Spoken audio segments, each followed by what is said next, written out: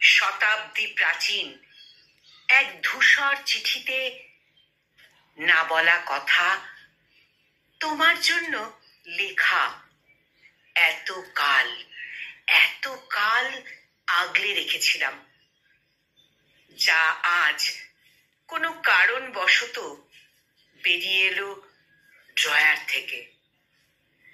কৈশোর যৌবন পেরিয়ে বার্ধক্যের দোর গোড়ায় চিঠিটা ফিরে দেখলাম সেই একই রূপে, যা এক আমার জীবনের বিস্তারিত অখণ্ড অমলিন দলিল।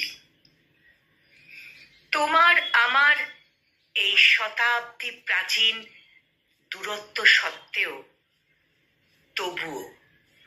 তবুও এই দলিল